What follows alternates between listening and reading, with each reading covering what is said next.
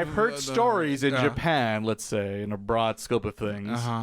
Hey, high school is walking into a Love Hotel, getting a room. That's fine. Are those two guys or two girls? Get out there and stop it. Get out there and stop it right now. We draw the line, goddammit. So yeah, Japan could be hypocritical, let's say. You know a lot about Love Hotels, surprisingly. What can I tell you? I'm a real otaku out here, Frank. Yeah. I cover all the whole scene. You've done the research. I've done the research. So that's why when I'll talk about the show, you'll know I got the hard facts.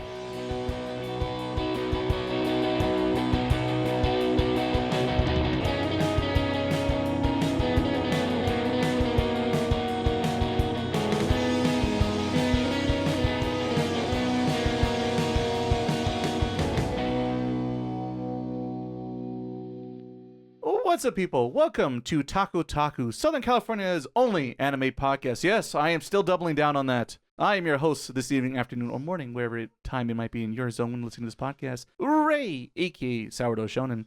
And today we have yet more anime talk coming your way. Today we'll be taking a look at Season 1 of My Dress Up Darling, which was quite the rage a few years ago, and now Season 2 is airing currently right now. So we figured why not to go ahead and go back in time and look at Season 1 and see if the hype is real or not. And so we're going to be talking about all the good stuff of Season 1, spoilers, and of course, down below. We have timestamps for everything down below as well, so make sure, when you're ready, come back and jump around. I understand that. We're all catching up on our back catalog. I know that feeling very well.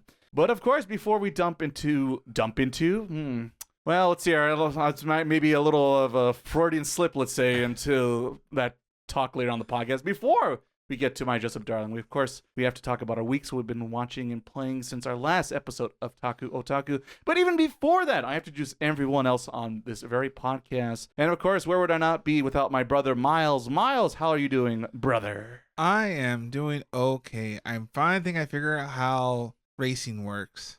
You and the Umamusumes again, eh? Well, it's easy because A, I'm not spend money, and B, I could be just I think that's your problem. You're not spending money. We'll see. We'll have to figure out what's going on there in a little bit. I'll tell you, it ain't much. I can tell you that right now. You know who also has a bit of the gotcha fever, but I don't know how bad it is this week, so you have to stay tuned. It's Frank. Hello, Frank. How are you? What will be considered bad? Well, I mean, if you drop all your money on the gotcha fevers. No. I know. We don't do that yet. No redheads this season banner. Free to play. Free to play. Interesting. Frank's stronger than all of us, though. Yeah. But I'm willing to bet that maybe I have the most powerful deck amongst of all. Also, affiliate strip too, huh, brother? Let's just say I'm a winner, and I might have paid to win, but I'm a winner, so that's what's important. Yeah. Excuse me, didn't put my banners over here. Excuse me for a sec. All right, I'm just saying. Well, speaking of which, since we're here, might as well let me get the ball started here, gentlemen, and let's talk about what I have been up to since our last episode of this podcast. And yeah, Umamusume, it's still part of my daily routine for the last 2 weeks. It's become my new Animal Crossing in that regard of just get up, spend the first hour or two, do my new career, do my little dailies, do my little team races and this and that. And yeah, I'm good. I'm good at this game. And did I pay to be good? Yeah, Subtle. Probably. And as I mentioned before last time on the podcast, is the support cards is where the magic's at, gentlemen. And yeah. I can tell you right now, on the interweb, there are like 4 triple S cards, must-have cards to be successful in this game. I have 2 of them, I think. I have all of them. I'm just that good. What can I tell you? Some of us are lucky duckies, and the rest are Miles. As of this afternoon, I've officially, as a team, I have ranked a B team. All right. I like how I know this is a bragging podcast. This is welcome to the bragging hour. I'm here to gloat in everyone's faces, but yet the sad part is there's like so many people out there who's like, oh, I got A+ in this stand. Like, but they dropped a lot more money than me, so like, yeah. Come find me. Come find me. Come find me. Come race me. I'll show you. My gold ship versus yours. You can race each other. You can race people when you keep playing. The more you unlock, more things you can do, including PvP, so you can have your small team, which is funny because like you have your main team leaders, but then you have your like the subcategories under them. So like you could have what is that, like 15 different horses in a team race? Yeah. Racing for number 1. So it's kind of funny sometimes because I'm just so good, it's leaving my top 3 fighting for each other for the number 1 spot. And it's just like, oh, I cannot do you. Yeah. And man, oh man, once again, I have a broken gold ship, which it's people's personal favorites. I don't really care for the character, honestly. But she wins for me, so I love her in that regard. You guys are so into this game that kind of makes me want to play. Good. All part of the plan. Get in, Frank. Get in. The water's It's too late. You guys fire. are too far. Frank, I'll show you the tricks, tips, and Frank, tricks. Frank, trust me, you're probably the same where I'm at, and I've been playing a little bit longer than you have. The sad part is I agree on that assessment. I definitely. You can do better, Frank. Subtle. I've seen this man. This man, he doesn't know what he's doing with these poor horses. He's not living up to their full potential. I'm trying to follow the stories, follow the career path. There's this guy. They'll be lucky if they get to pull the Mush. Budweiser truck at this rate.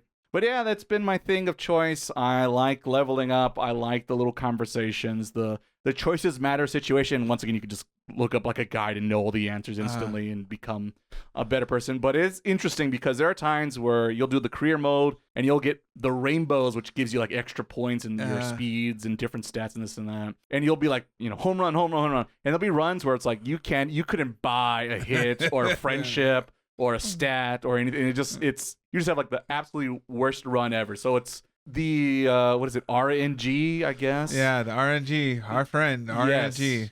It can be quite brutal in this game if you're not prepared for that. And you just have to accept bad run. It's almost like an equivalent for like Hades fans or roguelike fans, where it's just like bad run. We'll do it again. We'll start clean. I'll get the right weapon. We'll have the right bonus this time. I'll bump into the right character, the right power up, and we'll do it all over again. And you feel you'll feel so cleansed by those terrible pulls and luck you had on the last playthrough. So yeah, it's still my weapon of choice, my drug addiction for the last 2 weeks. But the sad part is, now that I've kind of like conquered, I've become Alexander, I've conquered all the worlds, and now I've left Umamusume. Pretty derby. Pretty derby, not to be confused. It is on Steam as well as your mobile device. I've been mostly playing on Steam for the most part because I don't like playing games on my mobile phone. I won't lie. I do like the daily, like little daily things on my phone if I'm at work and I forgot to do them in the morning or something like that. That's fine, but to do like the career mode, because and it would be the same account. Yeah, you could. Oh yes, you could link your account. Yes. If you start on your phone or on Steam, they give you a trainer ID code, and then you could log in and keep progressing no matter where you're at. Yeah, the only downside is that if you do it by currency, one doesn't transfer to the other. Yes, if you paid the paid currency, because there's a free currency, which is the same thing. The carrots. Yes, the carrots. I guess I wish it were a different item because it's just like paid carrot and not paid carrot. I'm sure there's a ton more characters and new things that are going to unlock as the thing progresses, but it's like, I probably dropped $50-$60, so just enough. Week. But honestly, I've had so much fun with it, and I spend so much time with it. It just feels I feel bad in like the production, especially when like I don't really care about the idol stuff, to be honest. But like I'm impressed by the animation they did into those dancing idol groups, things that you could skip if you have no interest at them at all. But I just thought that it's very cool as a guy who likes like musical animation things we talked about on the podcast just for anime stuff. And so it's just neat to see that the production is pretty high in this game. And so it's just one of those, I'm having enough fun that I want to give them money. So that's why, like I said, the $50-$60 in this. And I'll probably do like one big pool thing because they give you like, oh, you're a new player. If you're a new player, they give you a discount a couple of times. And after that, they're going to give you the crazy prices. And so like, I think I'll do one big discounted pool, but after that I'm about done because I know these games are designed spend more money, more and you become the number one racer, right? But I'm a little foolish. I've been known to dabble in the Vegas, but I don't go to the high limits table when I'm a little tipsy. I know when to stick to the penny slots, the video poker nickel, and then once in a while find the $5, $10 table of blackjack and call it a day. You're not one to like you say like, well, this character's cool, I need to get this character. Yeah, I'm not really idolizing a particular horse. I do have a couple favorites. Vodka is still my gal of choice, but you never forget your first. She was the first one, and I'm still happy with her. It's like her, not Super Creek. That's Mommy Fans Rejoice. Yeah, well, it's the cuter. You also may be dating that horse, by the way. Is that visual novel I played earlier? Turns out. Yeah, it is amazing. Different plot lines of trainer changes. Yes, they literally go from hey trainer, like a pretty normal relationship as a an athletic sport and a coach would be, or maybe I'm dating this person who may or may not be in high school. That can be a little bit of an eye raiser. Air Groove. Oh, Air Groove. Yes. Oh, the vice president. The vice president, not the president, who I did actually pull 3-star of the Yeah, president. I did that too. But I'm all about, she's all right. Vice president, short hair. And yeah, so that was been my big game of choice. I have played a little bit more of Donkey Kong Bonanza, but I feel like someone else on the podcast might be talking a lot more about that, so I'll say that for that. I'm still enjoying it. I don't love it as much as most people I feel like on the internet are, but I haven't really got a chance to really sink my teeth into it. Hopefully next time I will have a chance to, but honestly, it might be another podcast after that where I really get a chance. Because the one thing, a lot of my free time that's been involved this week that hasn't been for our main topic this week, right, has been YouTube focus. I am getting back on the saddle, perhaps, on the YouTube game. I've been meaning to try to put out some content this summer, but it just hasn't worked in my favor. But I do have something coming up because my channel anniversary is coming up on the first week of September, so I'm trying to line some stuff up. So there will be, hopefully, fingers crossed, we'll find out if this ages well or not. There will be a new video out. Snap Touch's moment, folks. Remember this moment. As well as not only a new video, I'll also be making a debut back on the famous Twitch TV. That's something I've been dabbling about for the last year-ish or so, and sadly I've been pretty much dead most of this year on the Twitch TVs, just things, priorities, trying to balance it all and doing a terrible job of balancing it all. Produce this room. Yeah, well, that's the thing. The podcast has been taking a lot of the free time, so that's been my focus. But slowly, we're getting the finishing touches, hopefully, on the podcast. And things like that. And so I'm going to be focusing more back on YouTube as well as Twitch, and I'll be live on the 7th of September, because I know by the time the next podcast would be too late, so I'm promoting it now on this podcast. Like, wow, so it's like, so put it out there, huh? Yeah, letting it out there. So come check me out live. I'll be talking once again about my YouTube stuff, since, if I'm not mistaken, gentlemen, it's going to be 10 years since I started doing YouTube content. So much time has changed. And yet you have games from 10 years ago still to play. That's the sad part. And so, yeah. I'll be talking about a little bit more behind the scenes magic and, about my journey doing internet things. I don't know. It'd be fun, neat, nostalgic, since I've done different things on YouTube. It's basically the same, anime, video game focused content, but the way I've done and created said content has changed throughout the years. I've basically had like 3 different phases, 3.5, and fingers crossed next year there'll actually maybe a 4.0 version of said YouTube content coming down the line. But yeah, so I just want to promote that early on. September 7th is where it's been. I haven't figured out the time yet, but you follow the podcast, social medias. If not, follow me on the social medias down below of this very podcast. You'll find out exactly when, so you don't miss a beat. Come say hello and ask me your nerdy questions, and I can tell you why I'm a terrible, terrible critic on the internets. But yeah, so that's been it, my time since the last recording of Otaku. But let's check in with Frank. Frank, what you been up to? A little bit of Maple. Yes, that machine going. It wouldn't be a regular week without a little bit of Maple in our lives, wouldn't it? I just log in to do my dailies. That's it. How often do they update that game? I would say probably once every 3 months they have a big update, and then once a month they have a smaller update. Okay. I was curious because it's a really old game, right? Mm-hmm. Okay. What else? Did I mention I started watching Mr. Robot last time? I don't remember. No, I don't think so. I started watching Mr. Robot. Okay. Finished season 1. How is it? It's good. It's just that some moments it's a little too complicated for me. Or maybe I'm just not that tech savvy, because they talk about the AIs. Like hacking things and stuff like that. And I'm like, I don't know what you're talking about. What's the quick summary or synopsis of that one? It's about this guy who works at a tech company, but he has a side hobby as to hack people. He likes to learn about them, and then if they're good people, he helps them out. If they're bad people, he kind of Okay.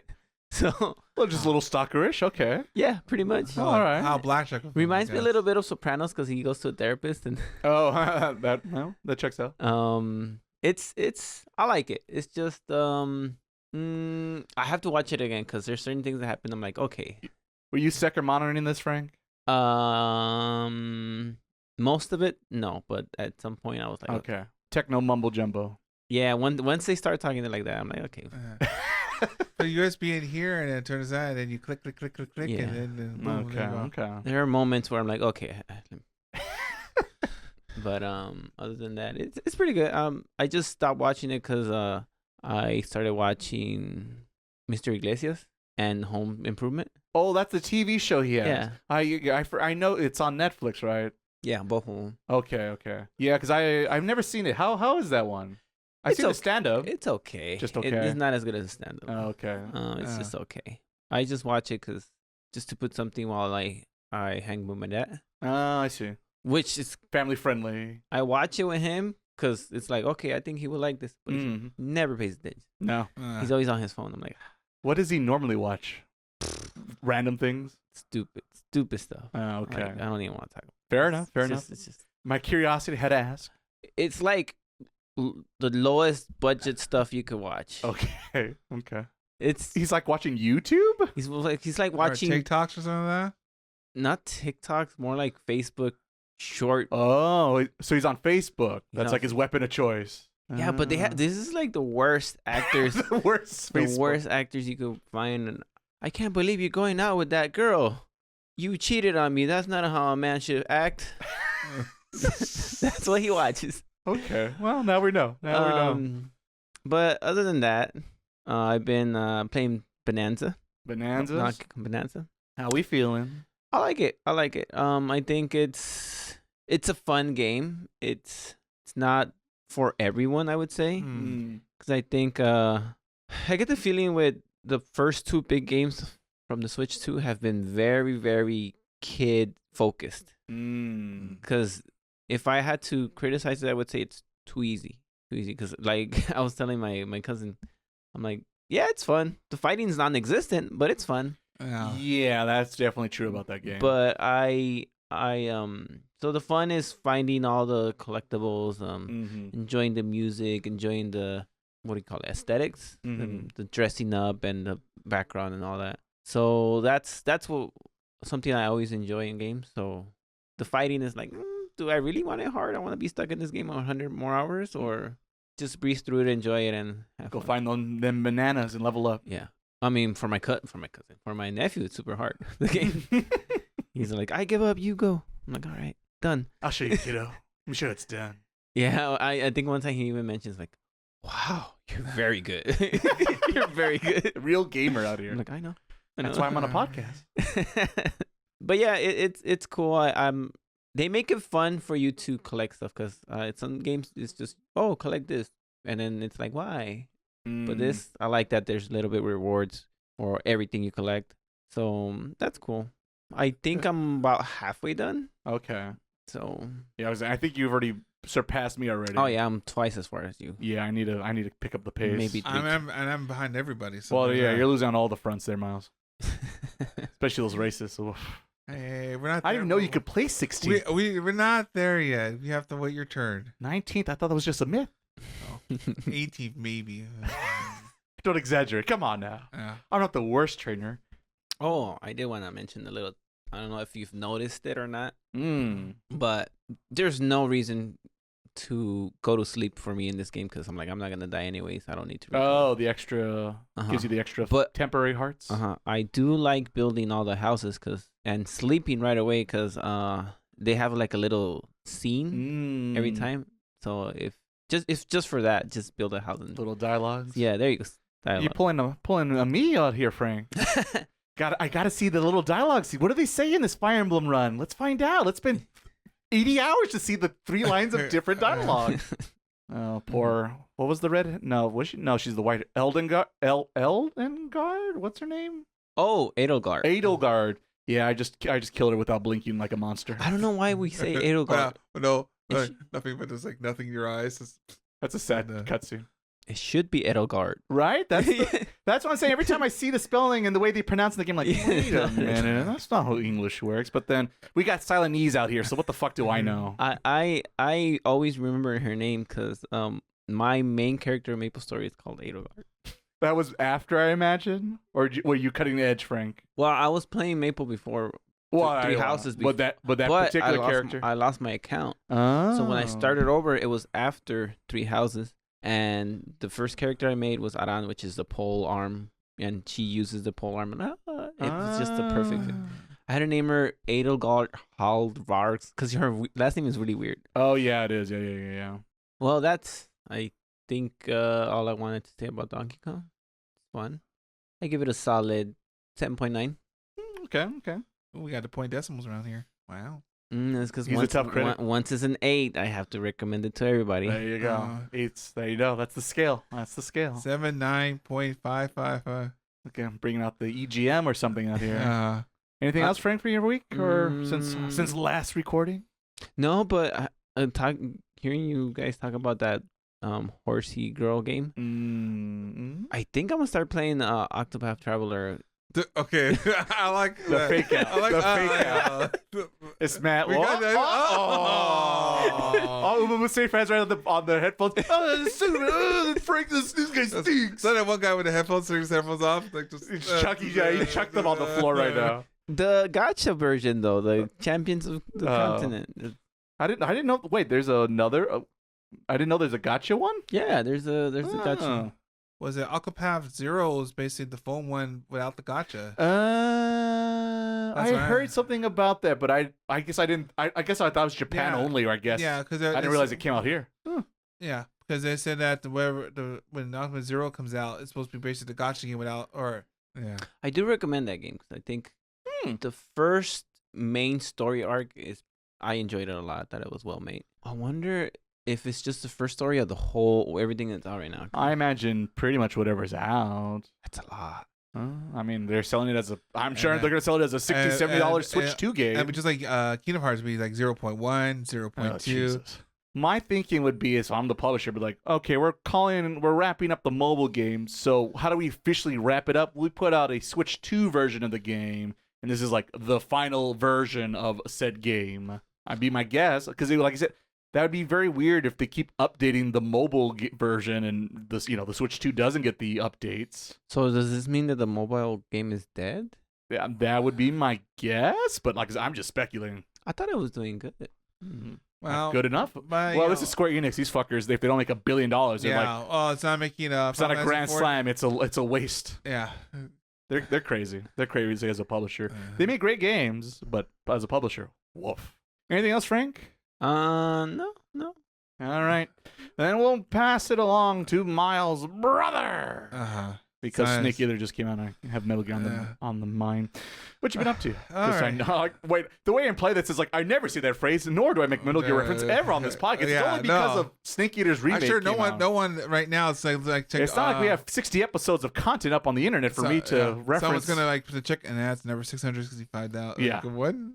I probably say at least twice an episode. If anyone gets that reference. Bonus kids, you can count how many I say in this episode. I know Andy does. That's the important part. But Miles, brother, what have you been up to? Just like you. I've been in the No, not like me. Not like me at all. No, I've been also into Umamusume as well. Holding my tongue. Yeah, no, holding it. No, I haven't as much. Well, I mean, I did got one good support card, Super Creek one. That's the one I have. That one. Apparently I need to get Special Week because apparently that one has another skill, Gourmand. Yeah, you could borrow it. Just borrow. That's what I've been doing. As I'm learning slowly how this game works, little. It's a bitch, let me tell you. But at least I am slowly, I am learning the affinity chart. So like certain characters that work well with other characters. So you get like the compatibility, double circles to pass the skills and the ability. God, the sparks. That's like a whole game. I have not even RNG to itself, right? That's when I saw the sparks. I went, "Fuck this game. This game is bullshit." It just wants me to keep spending and more time and money, and I'm. Like I said, I've been mostly playing a lot of characters. I know that way. I know certain characters will work better with other characters, so I do their career first, so that way I can use that to build the certain characters. Just like my vodka. A lot of goofy things. So like right now, I guess I'm trying to do Nice Natures again, even though that didn't work as well. Because hers is weird. Because hers you need to do a lot of red skills or a lot of yes, that's the only thing. I haven't played that career, but that's all I know is like she has all the debuffs for all your competitors, and that's what you're supposed to do, right? Which is weird.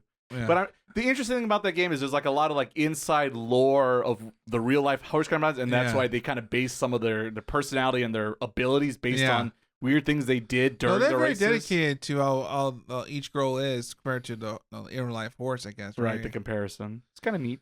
Yeah. So we're getting there. I'm at least I can at least get a C. Granted, earlier you did something get D plus, but you mean that E plus, brother? I saw that E plus on your record. That was I got better. No, I saw it. I saw it. Last one with Nice Nature, I got. Can't take it back now. I got at least a D plus. All right, I at least got a blue. But let's see. I think the only one that did so well is Sakura Bakashino and Vodka. But Vodka was, I remember some Blaze. I'm very much like her campaign is really easy. It's pretty easy. Yeah. I mean, I was this close to. I even reached the Goofy the URA finals. I at least got that that's like the highest I ever got to the qualifier, and then I died. He got the normal ending. Yeah, the normal ending. Yeah, it's better than the. You know, I mean, I'm scared of that button, the complete career button. Like, oh, you didn't make it, and then there's some music. Well, I guess. Loser.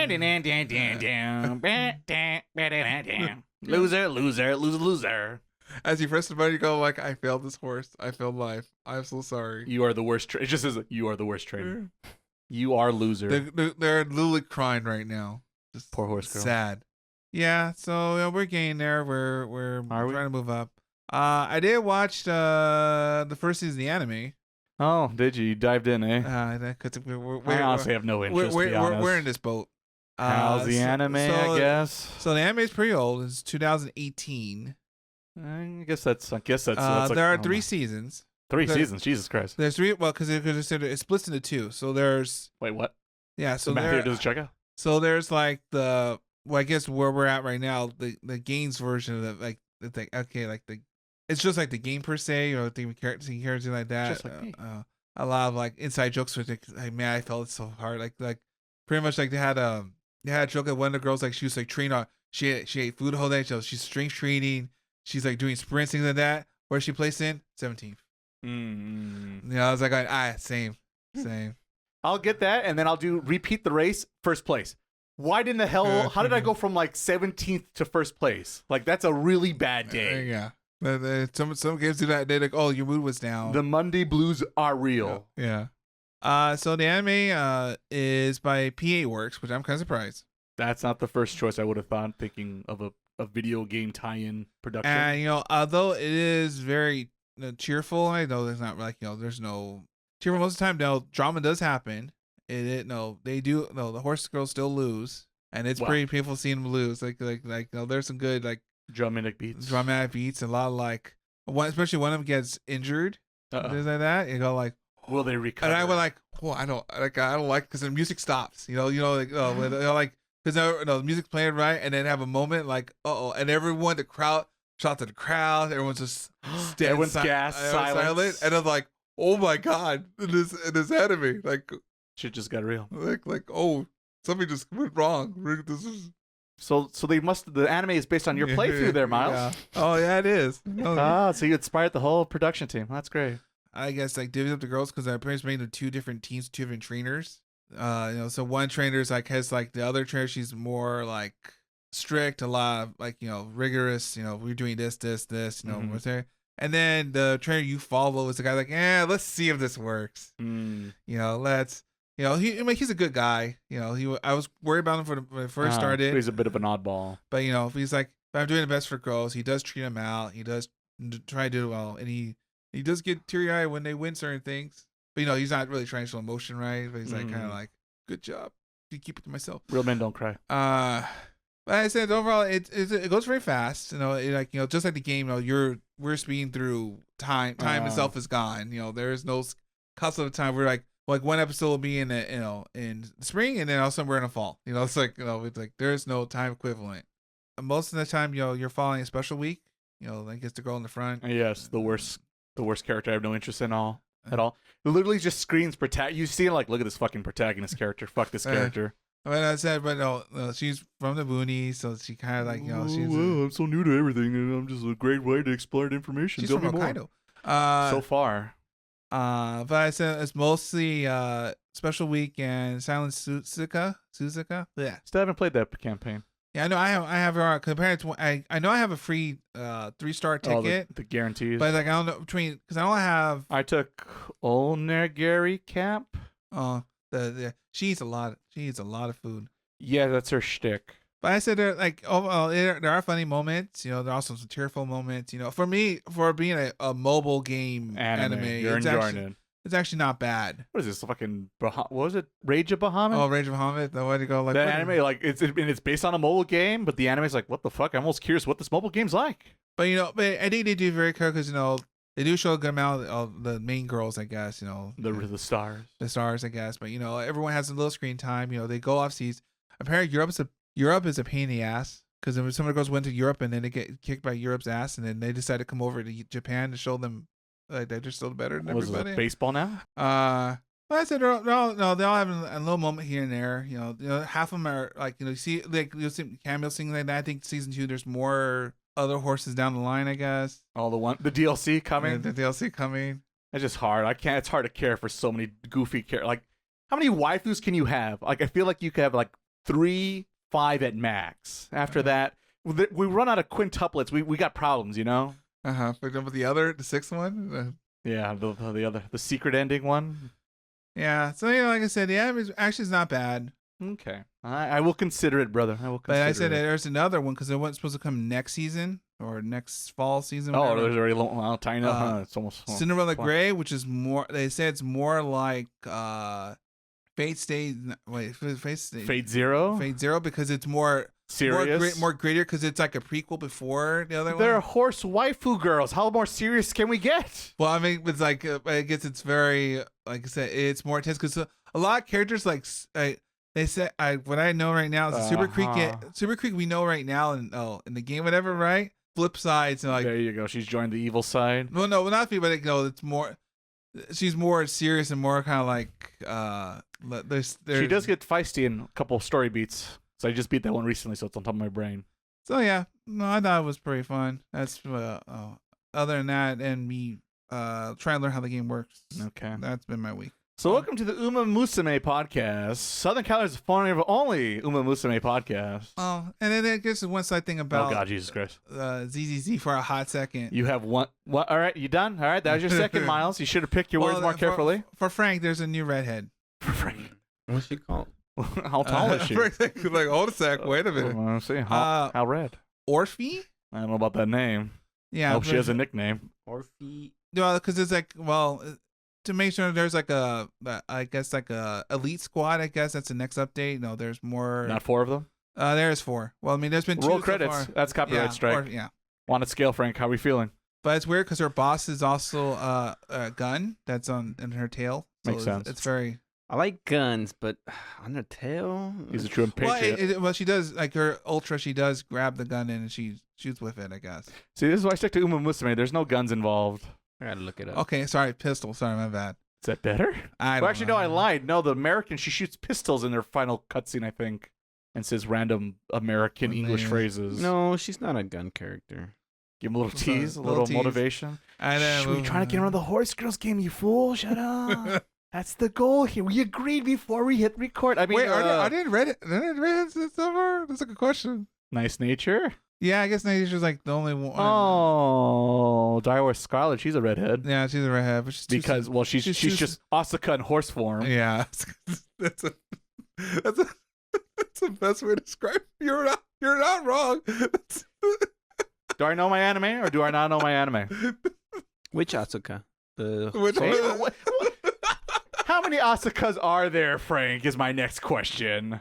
There's a lot. Name another one that isn't the one we're all thinking about. Isn't one from Dr. Stone? No one's seen Dr. Stone. No one likes Dr. Stone. Losers watch Dr. Stone. There you go. How'd you enjoy that last week? It was great. There you go. Full Metal Alchemist. Sounds like some interesting weeks the boys are having. Isn't that right, Commercial Miles? That's right, Commercial Ray. Sometimes we kind of forget a couple things sometimes on here, so we need to find a place where we could remember exactly what we did last week. It would be nice. We are getting a little bit older, aren't we, brother? If only there was like a website dedicated to everything Otaku that people could find for themselves. You mean our website, www.takuotaku.com? What? It exists? There's such a place on the internet? That's right. That's where you can find links to our various outlets we have out there. YouTube. We're also on Spotify, and also your favorite podcast listener on our website as well. Oh man, it's almost like we're on everywhere. So anyone, no matter what device you have in your pocket or on your desktop, you're ready to go to listen to more episodes of us rambling on like idiots. Well, it's been rambling like idiots. Let's go back to our show. Full Metal Alchemist.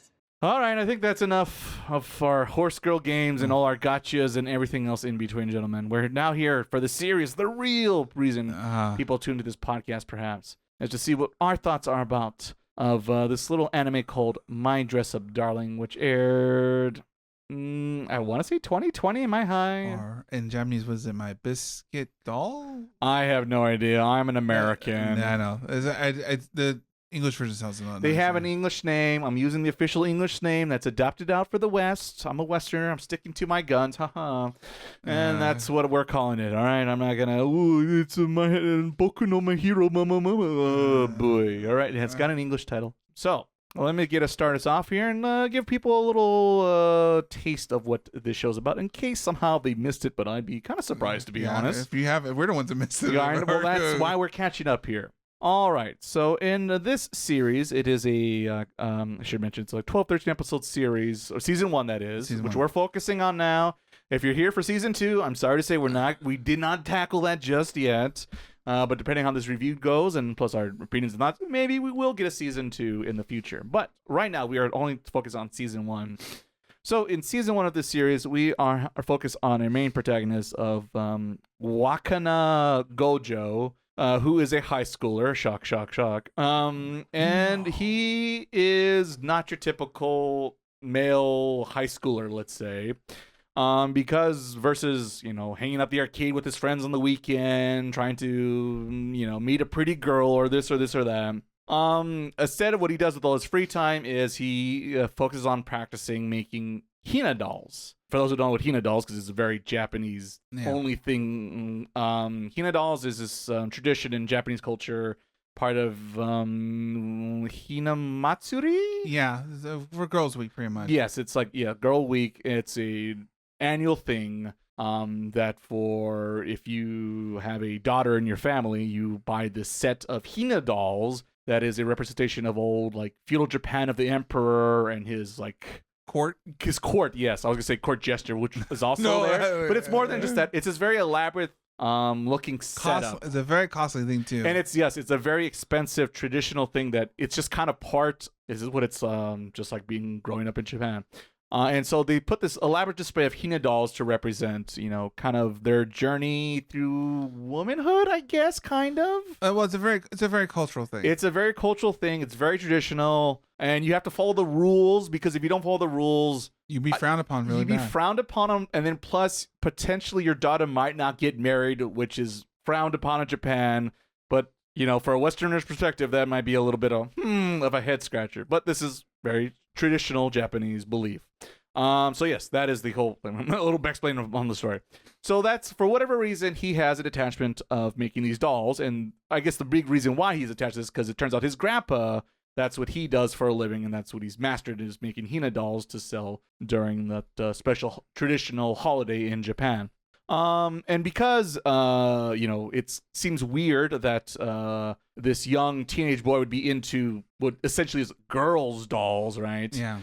He has a tough time making friends because he thinks they're very beautiful and neat and special, and he wants to follow in his grandfather's footsteps and make these dolls. But like I said, it's weird for a guy to like that, and two, it's also very traditional. It's not very modern or progressive, right? In today's Japanese society, it's very old-fashioned, right? So it's a confusion. It's a bit of a scratcher for most people, being like, why do you like this thing for the opposite sex? And two, it's so old school. Like who cares about these old school little silly dolls, right? Yeah. And so he has a tough time trying to make friends and this and that. So he's pretty much of a loner and outsider in most of his time, I guess, in middle school and high school. We don't really get to see that, but that's what it's kind of implying early on. But luckily for him, things change around because one day where he's trying to fix one of his Hina doll's costumes, I think, if I remember right, he ends up borrowing one of the home ec rooms at there in high school to sew something together. And so he knows a lot of, those arts and crafts kind of skills, right? That, once again, most males probably don't know, especially at that age. And when he gets there, he bumps into a classmate of his, Miss Kitagawa, Marin Kitagawa. And at first he's like, oh no, this popular Garu girl who's like, she's super popular and has all the friends. She's going to like make fun of me. She found out my weird little hobby, my arts and craft project that I keep a secret because everyone's made fun of me in the past and this and that. But to his surprise, she goes, oh, that's a cool dog you got there. Do you do this for a living? That's really cool. And to his surprise, he's like, what? Oh, yeah, I do. This is my hobby. I enjoy this. And then it kind of leads to a little bit of a jump in the shark a little bit after that. It's just like, oh, that's great. So you're really good at like sewing things together and arts and crafts? Well, yeah, I guess I do know how to make clothes. Well, that's great because I'm into anime and I want to cosplay. And do you think you can make an anime costume for me? Sure. I think I maybe can help you with that project of yours. I mean, it's not exactly like that because she comes out with her first example and I guess he's very serious about his arts and crafts and basically calls her an idiot and that she doesn't know what she's doing. And of course he regrets realizing what he just told her. And they form this unique, weird friendship also, I guess you could throw in there. Where she is a bit of she is a typical Garu girl. She's got the makeup, the look down, the talk down. She's also different because most girls like that probably aren't into anime and video games and geek out over their favorite characters, right? But she definitely is quite the otaku herself. Because that's her goal. She wants to dress up as this very particular character who has this very like goth Lolita look to her. That's part of an Arrow game. So that's where some of the humor comes in as well. And so that's how these two meet through weird circumstances, and they each have their own little secret hobby ? And they kind of form a friendship by kind of working together. He helps her make the cosplay, and she finally gets to live out her dreams being a big old nerd. And that is the premise of the show, and you're kind of curious to see where this relationship would go. We'll go into a romantic stuff, blah, blah, blah, blah, blah. So yeah, that's the early beginnings of said show. And yeah, more things happen without getting to spoilers, but we'll get to spoilers in a little bit. We have timestamps down below, in case you didn't know. And so I'll open it up here for people to talk about what they thought about the show in general, about the show, what they liked and didn't like about it without getting to the spoilers just yet. And then we'll jump to spoilers. So that is what we usually do on the podcast. So to get us kicked off, Miles, why don't you jumpstart us here? All right. How did you feel about My Dress Up Darling? Well, for one, it is very colorful. It is also Cloverworks, so you're expected kind of like colorful because they like Bochet Rocks and that makes a lot more colorful, arty-farty kind of like a color scheme, I guess. So it's very artistic. And the backgrounds are very nice. The photorealistic backgrounds. Yeah, and there are a lot of animations. In key areas, I guess. There's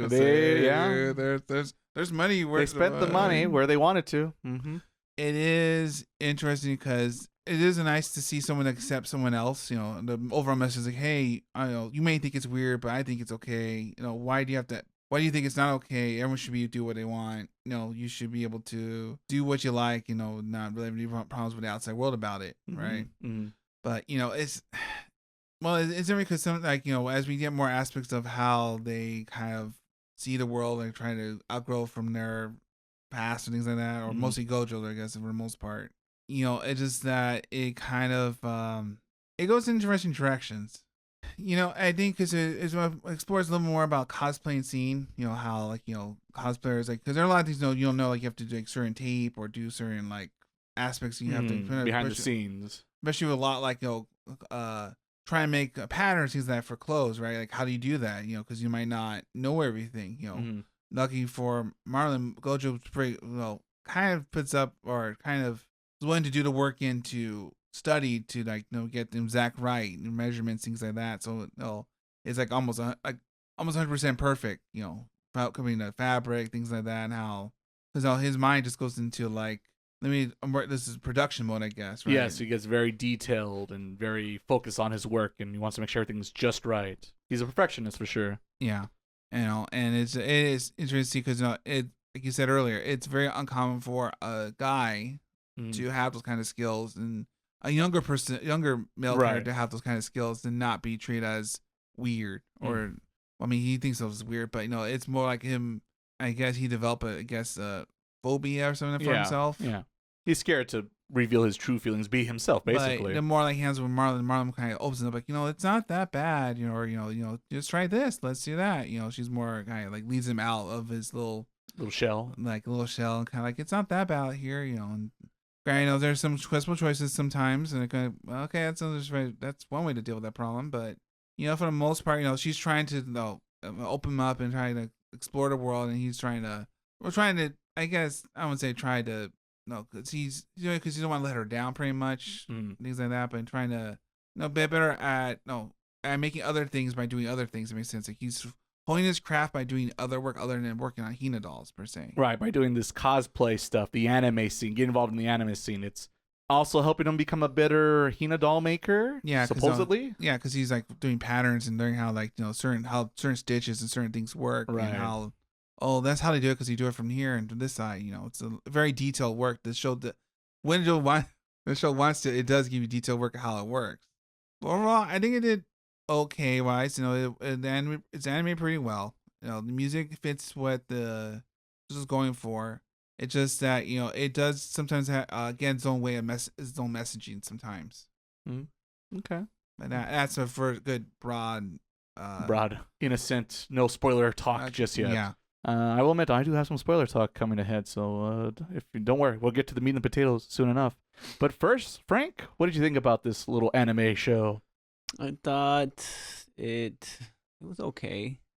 All right. Let's see. It was kind of like, the way I saw it is, if cosplaying was like becoming a superhero, and you get to meet new characters that are cosplayers / superheroes, and you get to hear their stories of, how did they get into this? And then every new hero the main character meets, he learns something from them, like a new ability acquired.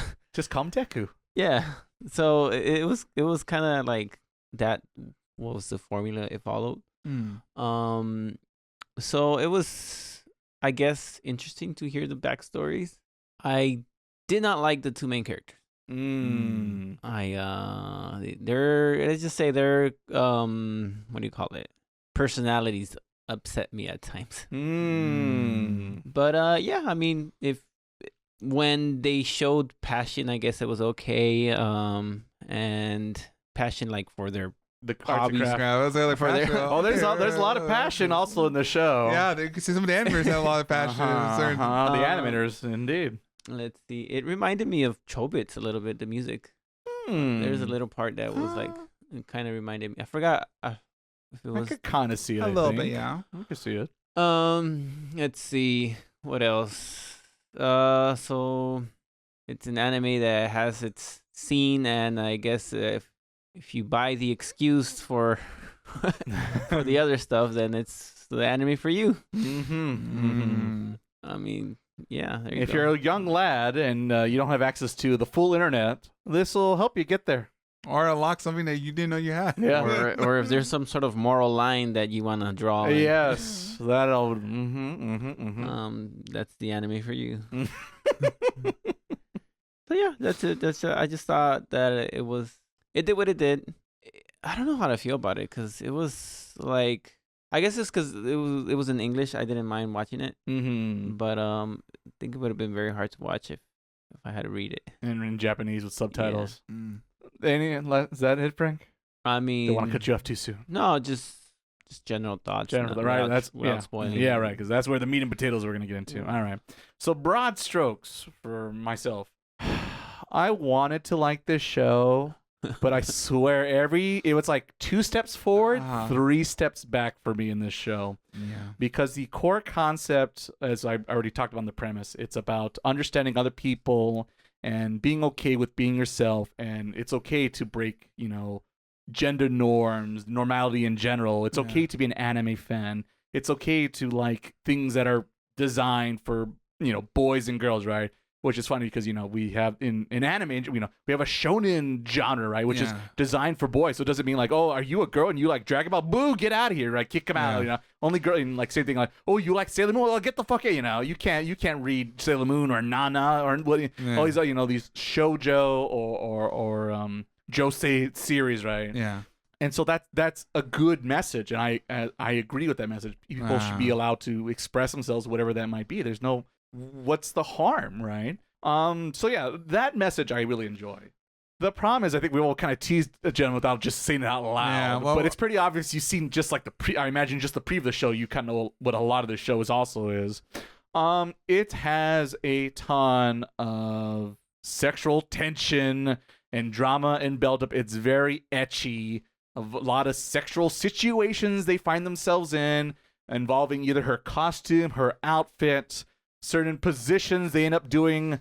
The fact that, of course, he has to make custom clothes for her, which means he has to take measurements of her, and she's a very voluptuous gal, which defies a lot of logic. She's definitely an anime character with anime proportions. It is made for an audience. Yes. And so it's definitely knows its audience, and it's a lot of it guys. Yeah. A lot of guys who find women attractive, which is fine. I get it to a certain degree. This is just it's just anime. It's unavoidable at this point. Right. We've all dabbled in all these shows. Put this fan service in my anime. Yes. And a little too much. I don't I've gone kind of numb to it after decades of watching anime. Yeah. But this show is a little too egregious. It's just hard for me to just roll my eyes and be like, ugh, show. It's like, no, fuck you, show. Get it? What are you doing? You're ruining any good moments we got going on right now. The problem is, as you were watching, you kind of go like, this. We're still doing this. We're still. But what happened to the touching moment we had? Okay, it's gone now. Yeah, so that's the problem. Is anytime it has any good emotional buildup and drama, it gets lost because of fan service. So anyone who's seen my YouTube stuff, I'm not the biggest fan of fan service. So yeah, that's the overall biggest problem I have with the show. And as kind of Frank teased about, and I'll give you examples if people are very curious to see why I was struggling with the show, is the main two leads I struggled with because of their, let's say, split personalities. It felt like sometimes watching this series where they would say something, act, and do something, and then an episode or two later they would do almost, it felt like the completely opposite, right, which would drive me insane a little bit because, like, which one is it, show? Is it this way or that way? Yeah. And so I got frustrated with the main leads. Surprising though, the supporting cast is probably like the saving grace of this series. Yeah, pretty much. For me, without spoilers, the two sisters we meet later on in midway of the season 1 are definitely a highlight for me. And I'm grateful because to me, the show was at its best when they were focusing on them and their new dynamic and group. I think it was that good 4 or 5 episodes of that alone. Yeah, so I was happy about that.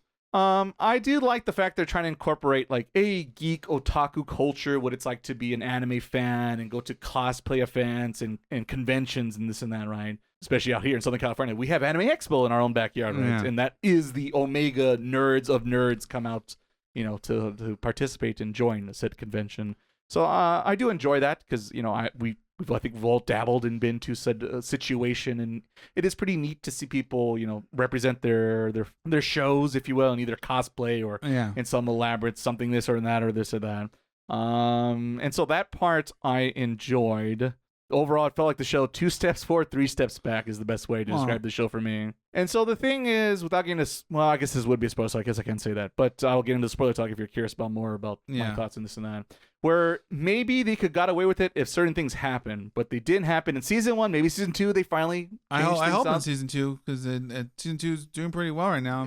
I will say this. Like I said, I struggle with the show, but there might be a chance the show is redeemable. Yeah. But season 2 isn't done yet. I haven't seen anything of season 2, so I don't know. I don't know the manga. We're only based on the anime, and so that's all I'm critiquing and judging is based on the anime adaptation we got going on. And so that's my overall feelings. Very mixed to maybe disappointed would probably be the more accurate statement. But we'll see. We'll talk about our spoiler discussion right about now, and we'll see how I feel and everyone else feels on this. So, if for some reason you haven't watched season 1 of My Dress Up Darling, which I'm surprised because I feel like we're the only podcast out there talking about season 1 of My Dress Up Darling right now.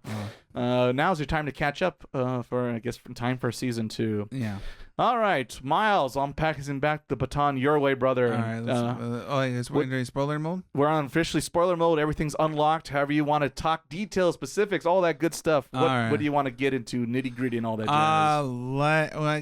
I know we're gonna get to how the characters are probably when we get to you because you probably have more thoughts than I do. I did win full sourdough shonen on this. I'll tell you that. That should be a phrase. I went full sourdough shonen on this podcast. This was a review for me. I want a sourdough right now. See, all according to plan. Jack, after this? Jack run. We could do it. Jack run right afterwards. Probably something because it's going to be a little harsh for the sports show. So the problem is from the get go, and granted, I think most of the manga because I did read the manga, the first volume of this manga a while ago, and it's pretty much word for verbatim. So it's boob for boob. Well, I still think they exaggerate a little too much. Too much boobs. It's just weird. The problem is that the characters are very inconsistent. Because like Gojo, for example, for one minute he's like, "Oh my god, movies!" He's because obviously the first girl there, right? Because he's very awkward. He is not used to people, let alone women. Freaking the heck out of him. That makes sense. Episode 1, episode 2, right? But episode 3, like he locks in, or he just like, or he's numb to it, or something. I don't even know how to describe it because he's just this is how she is now. I guess. Although I can just keep doing. I guess he gets used to. He mans up. Yeah. I guess he did at the end of episode 2. He does that kind of. He just does his job. Yeah, he's like, I can't doing this. Right. I need to measure this lady if I'm going to make this costume. Yeah. So I have to do. So he did. He just. Let me see them boobies. But the problem is like his inconsistency and also Marlon's inconsistencies also really doesn't help. Because it's hard to. It's hard when she has a wholesome message at the beginning of episode 1. She has a whole message saying like, they're bullying you, they're things like that. You need to stand up for yourself. You're getting pushed out. You're getting, And a whole speech like, oh, okay, the wholesome moment, and later on when they beat and things like that. Oh, there's something nice, whatever. But then the show just does sometimes decides, you know what? I'm going to animate him looking weird as doll. It's like, why? No one needs that. That is a big plot for me. The doll. And it's like, wait, what? You animate what? The doll. The doll that Gojo carries. His favorite doll. It's a weird thing for me. It must have gone over my head. Oh, yeah, but basically he carries it's the first figure that his grandpa gives him of Hina doll's face, I guess. But he very cherishes it to the extreme. He carries it around. He carries it around for one. Okay, to be fair, I was playing Maple. And listening. Yeah, it's a very important. But there's so many callbacks to this. I'm surprised you must have kept. He kept playing Maple every time. Like he just goes to Maple. Literally when the doll shows up, Frank would just look away from the screen every time. Yeah, but he's really. It's very. I understand what they're going for. I understand, but it was from being like fixated to being aroused fixated, and that's what got really weird. She's cute too. I want to fuck this stick. And the way obviously.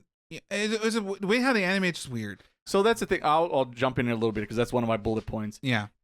So here's the weird thing. If people are not, because I'm not familiar with Hina dolls and the whole thing. I mean, I've seen it, but I don't know the details, right? And really, because this is for the whole family, right? And this is back in feudal Japan, right? So they have to be toys, but they have to be affordable toys, right? Yeah. And so what Hina dolls are is they tend to be like a big, think of like stick figures with googly eyes we would make as little kids, right? Yeah. It's kind of like a little bit more detail that, but it's basically a very slender stick pole with the face, and then you put little kimono clothes over them, and it becomes a doll, right? But it's all it is. It's a little clothes and a big stick figure sticking out straight up, right? And the weird thing is the whole time, it's never like this doll's in clothes or part of the, because it's a whole set. This whole thing's supposed to be. It's supposed to be a whole set with all these characters and this and that and the fancy thing. But it's always just the doll stick by itself. No clothes, no accessories, no nothing. To me, my brain equivalent is like, oh, I'm a huge Barbie fan. Oh, you are? And another Barbie fan. Oh, that's great. Which is your favorite Barbie? The naked one. What? Yeah. What? And you see, it's so weird. And see, if you go to that equivalent, right? You're gonna like, because you're like, okay, maybe his grandpa gives it, maybe special to him. That makes sense in my head. But then when you see him like panting or something like that, you're like, okay, now you ruined the whole gosh darn moment thing we had. There are scenes where, spoiler talk once again, I'm pretty sure he just masturbates to the damn thing. Mm-hmm. I missed a lot. Well, you were really into Maple's story, Frank. Yeah. Frank's like, what the heck did I miss? That definitely happened, Frank. What episode? It was episode 4. It was episode 4. It was also, it was. He did it more than once, but it was to someone else.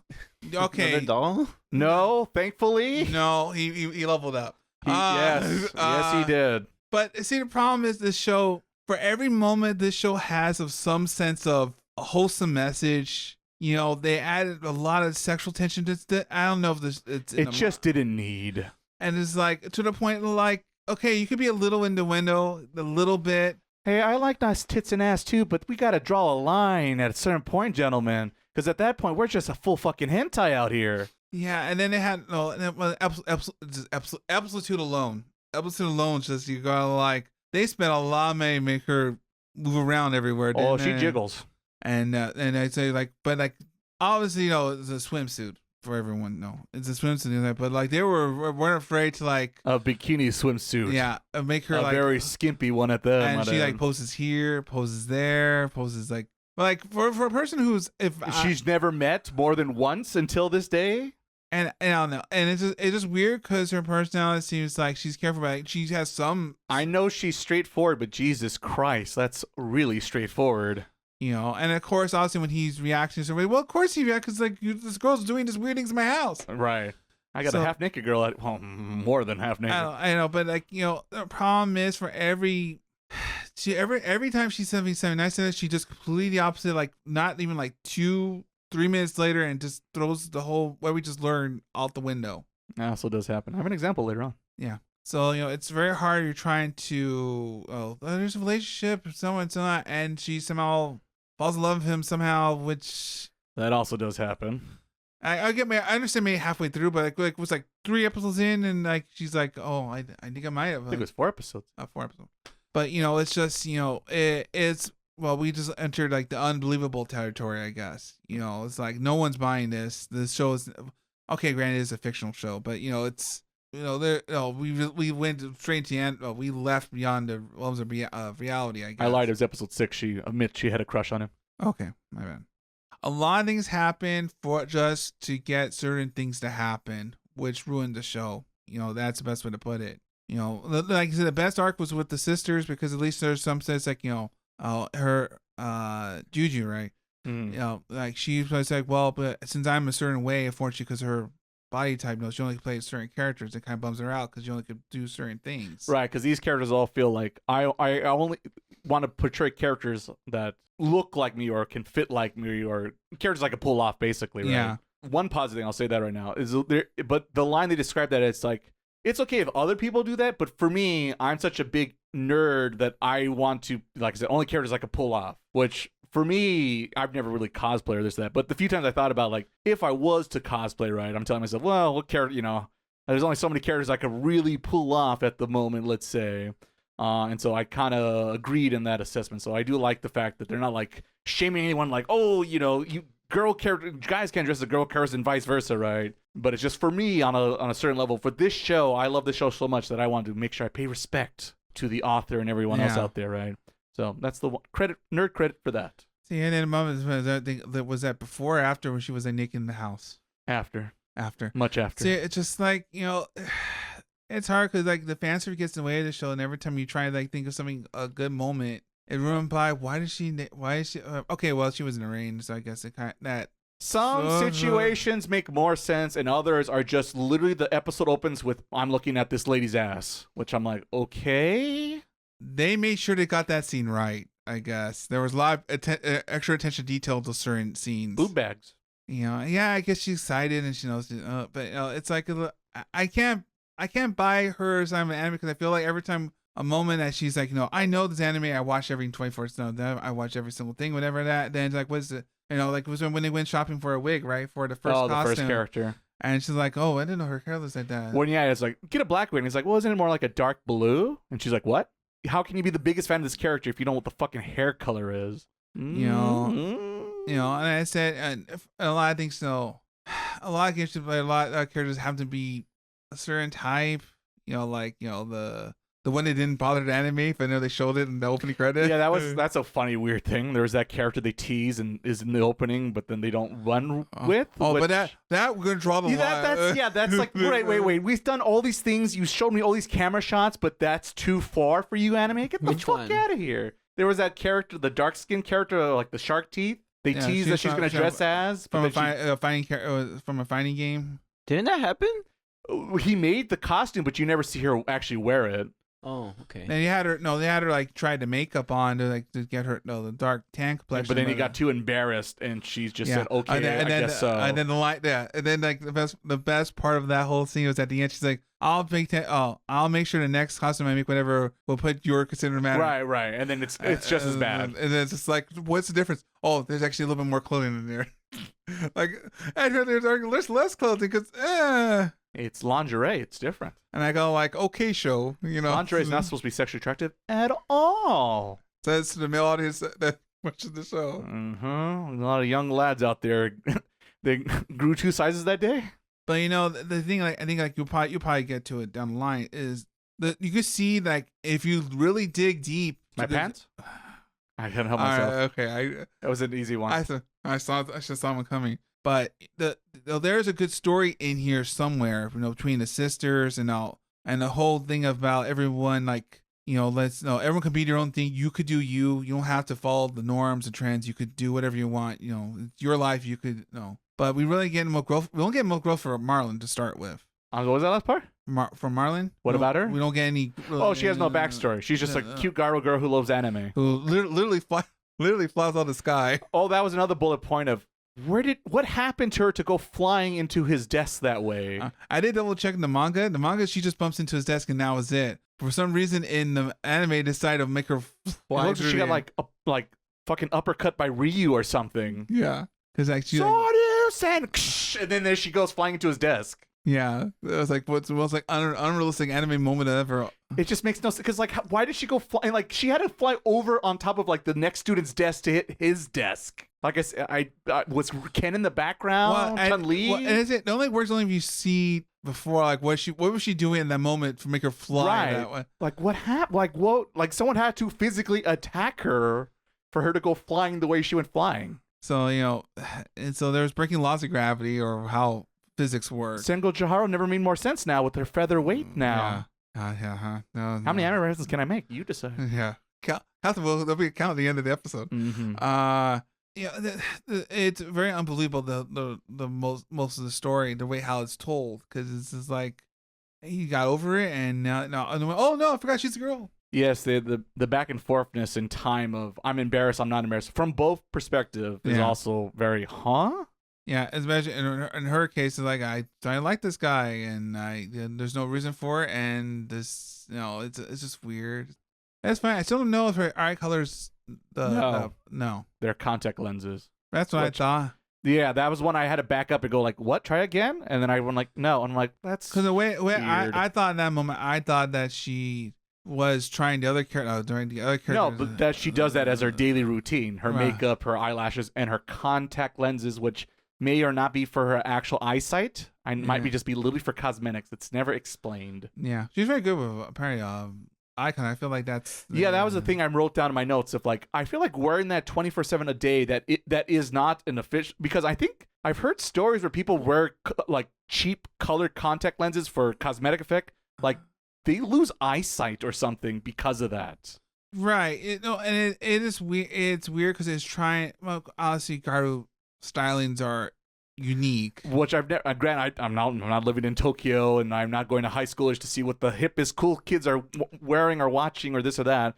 But it just seemed quite the extreme that is very unnecessary and feels like it's just the author's like, I love drawing red eyes, but I have to justify that. But meanwhile, here's more tits and ass in my face. That makes no sense. It's just he's focused on the weirdest things to like, oh, this has to be realistic. Yeah, but no, I guess let me take a break here. Frank, do you have any thoughts or opinions you want in spoiler talk? Sure. I guess I'll go now. I guess I'll talk about their personalities first. In the beginning, it was okay. I get it. He's really shy. She's really outgoing and doesn't mind showing whatever. A lot of skin. Which, okay, I get it. But then, like, after all the time they work together, he still hasn't built up any immunity. That's the part that's like, dude, like, I mean, How many times have you done this already? like, you're supposed to be a professional, guys, by now. Yeah. You're a real cosplayer, aren't you? And then, it to me, it's a bit unrealistic. One, Mhm. them getting into those scenarios of, like you said, you just met this guy. Like, Right. yes, he has a hobby that, and you're interested, but does that justify you getting? Yeah, you don't know what this guy's going to do, right? You don't know if this guy's a good guy or a bad guy. And then him, like, I feel like he tries to make those two characters perfect, and it just makes it unbelievable and fake. So, for example, him, oh no, this isn't wrong. I shouldn't be here. I shouldn't watch this. I don't think that's how he would react all the time. I mean, in the beginning, yes, probably, but then he's like, well, I guess it's fine. We work together. Like, I think something would have changed at some point. Yes. I would have had more respect for him if he would have been like, shouldn't be watching this, but, well, what the heck. Right. Exactly. Yeah. I agree. So that's what kind of bugs me about him, that he's just always a wuss, and I just don't believe that he would always be like that. And her, like, they want to make her not seem like a slut, but that's all she seems like. Yes. So that I guess that's just what it for character part. The story is fine. Like I said, it's interesting to see with anything when someone's passionate about something. It's interesting to hear people talk about it, and even mention that in the anime, where like, oh, I'm finally meeting people of the same interest of me, and it's cool, and that's about as high praise I can give it. Mm-hmm. Yeah. It's about getting to a hobby. The problem is that I have a question before I go on. Hit me. All right. Do they show this like on regular TV, or is this like? Oh, it's broadcast television, baby. Really? Yeah, that's what I also wrote in my notes. How did they get away with this? That is interesting. Yeah. Probably late night. Late night. A lot of VCRs were on and recording. Let me tell you, DVRs were on, baby.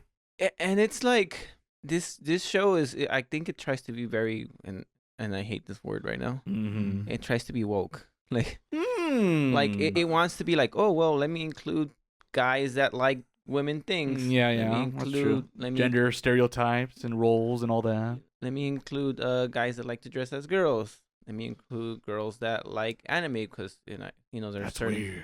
Yeah. So I think it tries to do that a lot. The problem is that this is not an anime about what you guys were talking. What was it? Like, how would you describe it? Like, this is just a porn in disguise. Oh yeah, no, it's a hentai. So It's a goddamn hentai. So in a sense, it does its job well. Yes, if you're out here, you're looking for something to get excited about. Have I got a show for you? Yeah. Yeah, and it's animated well. To me, the main character is not to my liking. Her measurements are not to my liking. So Too much or too little? Too much. Okay, I figured. I'd be surprised if it was the other way around. So and she's not a redhead. Yeah, that's true. Yeah. She has red highlights. Does that help, Frank? Or like pinkish No, red? no. Nothing. Okay, No. I tried. We tried. We tried, Marv. We tried. So it does that. Like if you look at it from that perspective, it does that well. It animates those scenes well. The animation's there. It's just all the other fluff is just an excuse. So what I would say is it's a good anime, but the story, the characters, and everything that goes along with it. For the anime not the anime. For the people that this anime is made for, they're just gonna fast forward that part. Yeah. So They're gonna get to the good stuff. So it's like kind of a waste. Like yeah. So it's just like I tried to get into it. It kind of like always threw me off when stuff was happening. Mm-hmm. But are we? Do they do that so that they can air it on TV? They trick you to think it's not a porno, or is it like it's for those that are like like I said, they have a line that's like, oh, I can't just watch naked people. Right. I need a story. I need a plot. Yeah, I need a story. Yeah, and I did meet someone like that first. It was like, no, I need a story behind it. I need the drama to build up so then I can really get going. What is it? How did they meet? Tell me, like the details. How did the Peaks man actually go inside the house? So it's like it's either for people that need a story behind their Stuff. extracurricular activity, Exactly. Yeah.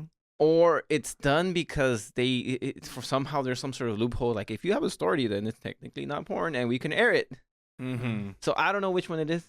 Well, there's a fine line. There's a line. Let's just say I wouldn't be surprised the mangaka worked in erotic series before he ended up getting this passed. Yeah.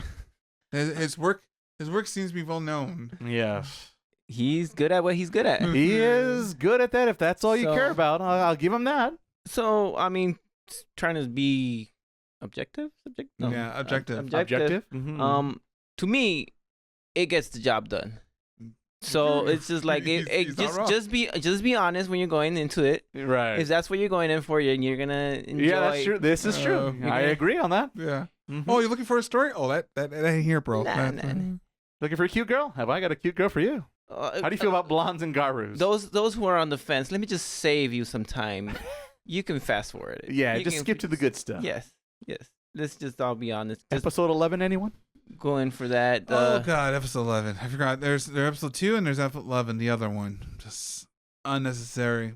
Didn't need. I would that. argue necessary for some folks out there. Time stamped your favorite moments and add it to the rotation. A lot of clips out there, I imagine. So yeah, it's just I did not. You know what? When we were choosing to review this, Mhm. the first one I looked at it a bit. I'm like, this looks like just an anime about partying and drinking. And then I saw that it said no dubs. I'm like, and that's when I messaged you. No dubs, no No deal. dubs. This is gonna be tough. And then you messaged me this one, and you were like, how about this one? I'm like, dub. All right, it's fine. Good All enough. right. Then I watched it. I'm like, wait, Uh-oh. did I just choose porn? Frankie picked the porno. Because I even Let the record show. Record show. No, like this. No, but like box, Record shoot. box Frank chose. Box A and box B. Frankie chose the porno. They're both pornos. Surprise. did I. And I even told you, like, yeah, this seems more to my liking. Frank likes garus, redheads. The lore's Well, expanding. She is blonde, right? So they tell that's. I mean, That's number two. That's number two. That's his runner-up. This is true. Yeah, I mean, they got me there. no. I mean, I don't regret the choice. I don't regret it. Sometimes you just have to man up. There you go. There you go. He did several times. Yeah. No, I was busy with Maple. Not you, Frank. Not you. Oh, But sure. I was like, really? surprisingly, season 2 is less erotic. I'd be surprised and disappointed, I think. So at least some people will be, at least. Or maybe I just haven't gotten to the good parts. There, I was going to say. They're going to tease us now with the good stuff. Yeah, you know how Crunchyroll keeps playing episodes? So they skipped to season 2 I already. skipped to season 2, then I was like, might as well. It wasn't too bad for Frank, apparently, to keep going. Let's see what got. I don't know. I think we could agree if it can fix itself. So I'm not totally going like, oh. Well, that's boy. what I said in my before we got to spoilers of it could course correct. No more going to love hotels. No, you know what? More love hotels. Hey, love. if we go to love hotels and we use them properly, All I know is that one person in Japan. How do you not know their kids are renting this thing? Oh yeah, I mean, because clearly the two other couples were like, oh, high schoolers. I mean, they're getting younger. technically, because love hotels usually are like on cameras, and there's like no one actually like on the front desk, and they don't do like check IDs, right? And most of the time they just look the other. The funny part is, the weird thing is in a lot. Well, okay, I don't maybe a lot. I've heard stories in Japan, let's say, in a broad scope of things. Hey, high school is walking into a love hotel, getting a room. That's fine. Are those two guys or two girls? Get out there and stop it. Get out there and stop it right now. Security, bring out security. Don't let that happen. We draw the line, goddammit. So yeah, Japan could be hypocritical, let's say. You know a lot about love hotels, surprisingly. What can I tell you? I'm a real otaku out here, Frank. Yeah. I cover all the whole You've scene. done the baby. research. I've done the research. So that's why when I'll talk about the show, you'll know I got the hard facts. And I play every single Kuzu game, which at the end of the day, you do go to love hotels at the end of the day. You manage a host bar and everything else. Yeah, but it's okay as long as no drugs. Yeah, It's no fine. drugs. We draw the line. Drugs. Oh, is that Is that marijuana? Get the fuck out of here. Is that cocaine? Yeah. Banned for a long time. Anything else on this slap on the wrist? How many crimes and how many? Wait, you're very popular, right? Yeah, it's fine. Slap on the wrist. Ooh, that's a different subject for another podcast. I guess to end my spoiler talk, Mhm. I do have my favorite part was when he goes to the store to buy materials, and the guy's all like, "This guy is into dressing up like girls. I'm gonna help him because." Right? You don't remember that part? I guess I'm trying to blank on this part. Like when he get materials for the first one, or which one was it for? Where the old guy kind of mistakes that all this stuff that he's getting is for him to dress up as a girl. Oh, the grandpa. Yeah. Oh, because he saw that he did saw that random like he saw the bags he bought. Because when I think it was like seeing the dress, he saw like the first. I guess I didn't realize that the grandpa thought it was for him. Yeah, and that was just. I thought that Well, was because funny. I think originally first it was him watching. He saw him playing the game, right? Right. And that was funny. It was like he's so concentrated. He's like he's staring at. Right. He's really into his porno game. And then I guess like he saw like because they had Marlon dress up and like he had materials in that. He's like, oh, I might have been too busy typing on my notes. But it's very implied. Because the only scene I remember is just he sees the stockings and then he falls and hurts himself. Yeah. Which also is a weird thing to write in as a story. Yeah. And he has to go to the hospital or something. That's what I'm saying. Like, what the fuck? Now reality's gonna kick in. Get the fuck out of here. I did get surprised, but like, wait, he's actually hurt? That's what I'm saying. Like, fucking fat fuckers fall on the face all the time for like reaction shots. It was like, and then old man actually broke his fucking hip. Well, it's like Goofy, like Love Hina, right? When Kataro, like Oh yeah, after all the one time he actually broke his fucking arm, like after years of falling off the building, like how many times? Fall the building, and all of a sudden now reality kicked Naruto in. hated him. Things like that. He and literally also, went to outer space and this and that. And then survived. like all of a sudden now, this one. That's what I just remember writing down my notes of like, why did that hurt the old man? This is anime 101 and that actually worked? What the fuck? That's so weird. Why would you make a serious scene out of a silly quick joke? Yeah. Wait, now I feel like we're not talking about the same scene. No, we're not, but it's around the same timeline. Yeah, if you follow the notes, Yes. it gets. We're also not wrong. Because I saw those scenes, but I guess I missed that part where he assumed it was for him. No, but it wasn't the grandpa. Then what scene are we? They were at the store, and the guy at the store was like, he was saying, "You need this girl stuff," and then he had this whole thing in his mind where he was like, "Wow, times have changed. If only I was as brave as him. I'm gonna help him." I'm drawing a blank on him. And I wrote pretty good notes. I know we're checking. Is this here. season 2? I can't. Confirm or deny. I can't go. But it's like, It might have been. Because I don't remember. The only scene I remember where like a store who came in to help him was when they went shopping for clothes, and there was like that one guy who just said, "Oh, this girl's hot, and this guy's can't be her boyfriend, right?" Yeah. And like he just walks away after that line. No, it was an old bald guy at the store. You know what? It might have been season 2. I'm drawing a blank here, Frank. Sorry. We're trying, Frank. We're trying. We're trying out here. We'll review. Full review later on. We'll get replay. We'll get the replay out. Yeah, because we're calling play. Call the play. Stand. Will it stand?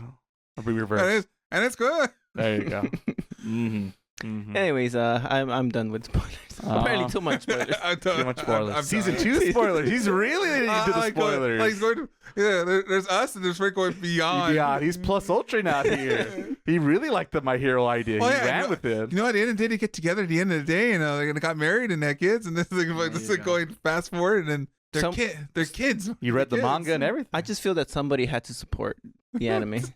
Someone had Yeah, to, Frank. because no one else is watching this right Yeah, now. because it's a very niche anime. No one It else has no would- fans. No one else here was talking good about it. Speaking of which, I will start off my spoiler talk talking about the things that were good I thought about this series. So that way, when I get into the hate speech, they'll have something to counterpoint. Yeah. So people can't totally say, like, we just said everything negative about this series. The first part, as I mentioned already before in the non-spoiler talk, is I think the message of, it's okay for, girls to play with G.I. Joes and guys to play with Barbies. If that's what they want to do, fuck it. Why not? What's to say, we got to draw these lines of only certain people can play with these toys or watch these shows or this or that. I think overall that is a very good message. And the other message to go along with that is a lot of this notion, the notion throughout the series is always like, don't judge a book by its cover, right? Because you see Marin. You look at her, oh, look at this bimbo. She doesn't know anything. Yeah. She's just all about her looks and can't get a good grade on a test and, can't have any more conversations than makeup or whatever the hottest pretty boy is or this or this and that, right, is. But it turns out, she can be quite the nerd, right? She's, she can be nerdier than the most nerdiest guys out there, right? And so that's like another core message that overall I'm like, okay, cool, thumbs up. And then you even see that also with, like kind of like the sisters also later on, where the one thinks the other one's more cuter than the opposite, right? And they go back and forth, and it's that it's the classic line of the grass is always greener on the other side, right? And it's a very friendly, slightly surprisingly wholesome moment the series has, because the easy thing to go with when it comes to sister love is to make it really creepy and really romanticize it, right? But in this series, it's a very like, oh no, I just like platonically love my sister and we look out for each other, right? Like, what an idea. It's just so surprising, like finally some restraint. And in this series, that's very surprising. I think it's funny the fact that the middle schooler was like taller. Right, she's taller and she's got the bigger assets than the sister, and that's the thing. And well, that's a dynamic they play. That's it, and they play upon that as I talk about the grass is always greener, because of course one has like a figure to play certain characters, and the other one has a figure to play other characters, and they're both kind of envious of each other. That you could play this character, I could play that character. So I thought that was actually cute, and that's what I'm saying. There's things where you could make it a little bit erotic, I guess, or point out the obvious of sizes, right? And make it a little bit more natural and seem like in this series, obviously when you're dealing with cosplay, right, and you see in episode 2 of like, you're going to have to take those measurements, right? But it's just the way they do it is like so over the top and so unbelievable and just so horny that it's just too hard to believe, and it just becomes, like I said, it's too much of an eye roll. Well, it kind of leaves the realm of reality, and it's going to wherever the anime wants to do. Which is so silly, because it's just unnecessary, because like we could easily get there, right? We have to talk about, hey, when you're dressed up a certain skimpy outfit, you have to still kind of cover the assets, right? And so the boob bag, right? So it's like there's already we'll get to the boobs. Don't worry, we'll get there. The subject matter is there, but it's just they just force it way too much. But back to the more positive things, as I promised before. Marin's personality of being straightforwardness, being a female character lead on top of it, is always refreshing for me, because most female leads are, oh geez, golly wee, you're such a cute boy, but I'm just too shy to admit my feelings, right? So I like the fact she breaking norms, the norms, and the book cover and this and that. So I do like that aspect early on. About that. The one slightly to counter up on this, sadly, is the thing I was very surprised about in that episode. I think it's 4, or the episode where he reveals the costume he made for her, because she was unaware of that he actually did this for her, because she mentioned in passing, like, oh, the event's like in 2 weeks. But he misunderstood her and thought, oh, I need this outfit done in 2 weeks, right?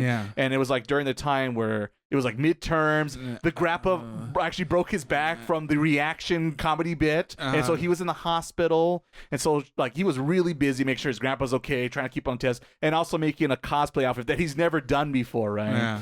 And her reaction is just kind of like, oh, thank you, thanks so much for the costume. But I felt like her reaction would be like, what the fuck is wrong with you? She does kind of bring out, because like she realized, I guess because she said it wrong, and that like that's how I took that scene. Right, but here's the problem: is in this particular scene, I like what I was trying to say positive. I'm back to negative so quickly. In episode 1, in one of the first scenes they have on together, is she tells him, wait, did you get forced to clean up the room by yourself? Oh, yeah, I guess so. You need to stand up for yourself. People are going to push you around and take advantage of you. What happens in that episode I just brought up? He gets pushed around and gets taken advantage of by her, though. So that's the problem. It literally goes back on literally the beginning message, meeting these two characters. But that's what they do with Marla half the time in the show. Every time they give her a wholesome thing, whatever, literally... She becomes very selfish, and what about me, though? Which brings back to the fact, so she's just a heartless, clueless bimbo. Which, once again... But then she also gets smart in certain aspects? Yeah, so it's, once again, that dynamic works. But as I'm saying, that particular scene and setup I thought was very weird, because she should have been way more mad with him. Of like, why would you assume that or think that? Because the weirdest part is, like, he actually told her about his grandpa is within the hospital, and she was like concerned, like, oh my god, your grandpa's not, like, is everything okay? And this and that. And so it seemed like a lot of weird choices to make drama happen for drama's sake that was just it really doesn't make any sense when you stop and really think about it. But anyway, but more positive. Here we go. I like you said that, but clearly. I know. That's the problem. It's hard not to bring up one thing without the other because they're all connected, baby. Oh no, the demon's coming out, everyone. I'm sorry. To me, the funniest the show got, for the most part, is Gojo's reaction to being like, oh, anime shit is weird, huh? And so I did like that because, you know, for us, people who've been watching anime for a long time, you just kind of shrug it and just eye roll and be like, anime be anime, yo. But for, you know, a lot of first times, it's like, wait, what happens and why and this and that when they kind of explain like the plot lines like in that magic show and midway in the series. And you're like, wait, what happens and why and why and why? So I think that's humor that we all can relate to being an anime fan and, you know, what it was to be before you became an anime I like fan. the fact that it was in 4x3 too. Yeah, it's the 4x3 just to make me feel old again. So yeah, I think that was when the humor was at its best. And then the most interesting part along with the humor, I think, was just very little, sadly, but when they talked about how to make a cosplay and the sewing and the knitting and the details with the wig and the makeup and this and that, I think that's also when the show is at its best, when it kind of dives into behind the scenes magic. Because, you know, it's just a more deep dive into a subject matter that most people probably watching maybe are, you know, pretty new to the casual anime scene, are kind of interested, like, well, what would I have to do to make that happen, right? Yeah. So it's a good jumping off people who are new to this whole genre, and, you know, so I think that's a good thing that the show pushes. Another good thing it does, especially in the middle episodes, I liked a lot was the timing of musical cues. Yeah. I do think it was very effective at times doing certain songs. Some songs were a bit of a hit and miss for me, but like I said, in those episodes, I think it's like 7 through 10, with mostly involving the sisters. I think the timing and transition between certain beats was really well done and very effective. And it's been a while since I feel like an anime really timed cueing in music and fading it away and this and that. So just good, you know, music editing going on there. So I did appreciate that. And as we already teased already, the animation is pretty good. A lot of it deals with, sadly, a lot of the ecchi scenes. But in particular, to give a shout out to non-ecchi scene related stuff, was in episode 7 when they were on the beach for a good chunk of the episode. Yeah. And you saw a lot of the fluid animation with the, you know, the background with the ocean against them. And then with the bird swooping in, and he tosses the burger to buy them time to get away. Yeah, that was very visually cool and interesting. And, you know, that episode in particular really stood out and had like a really good episode director. So that was definitely a highlight for me in the episode 7 on the beach, and it dealt more with them talking on a personal level and understanding each other, and just really lighthearted, a little silly, and not as horny as other episodes. So that is easily my favorite episode. But they also give credit to the one joke that was sexually aroused and intentionally so, what I actually did laugh at, and I went, you know what, this is something a real young straight teenager would do. It was when they're at the Love Hotel and she's out changing her costume in the bathroom. He turns on the TV thinking like, oh, I'll just turn on the news to get away from the situation or whatever, right? He's like, oh, right, a Love Hotel. They're just playing fucking erotic films all day here, right? And he's like, oh, he's surprised and turns it off immediately, like remembering, all right, I'm at a Love Hotel. But then a second, 2 passes, and he turns it back on, then lowers the volume really quickly to be like, well, let's see what happens here. I'm kind of curious. So that's like, all right. That's something, as a guy, you'd be like, curiosity. I got time to kill. What's the plot going on here? You never know. So that's the one. All right. So like I was saying, some of the erotic, the etchiness can work. It can work, and I don't mind it as much, but it's just way too much in this show when, once again, took away from its core messaging. Well, because it really degrades Marlon's character as well, because like she's mostly the focus for this whole darn thing. The mangaka really was like, waifu, huh? She likes anime just like you. And you know, and that's why I imagine she's popular. It's as simple as that. Yeah, but there's no, as the moment right now, there's no real reason, reason, because I thought we're going to do about her dad or something, or, you know, we're going to delve more into why is she into anime and, you know, otaku culture. We did with the sisters a little bit. We did, yeah, you see a little bit of that. I mean, seeing Gojo most of the time, but like for her, like she's like a big mystery. Yeah, you don't know, because we haven't touched upon any of her backstory, and Gojo's really got the 2 flashbacks to cash in on every 2 seconds, and that's about it. Doesn't ruin the swing. Indeed. And we already talked about this, so I'm not going to go too much about it, but the split personalities between Gojo and Marin, of she's in love with him and she's crushing on him, and then it'll be time for a new cosplay and she'll be like nonchalant, like, go ahead and do my measurements or whatever, check my boobs or put my makeup on, and she just never got embarrassed most of the time by it, which I thought very weird, because early on that makes sense, right? Because she doesn't have a crush on him. But later on, in episode 6, she admits, "Oh, I'm falling for this guy pretty hard."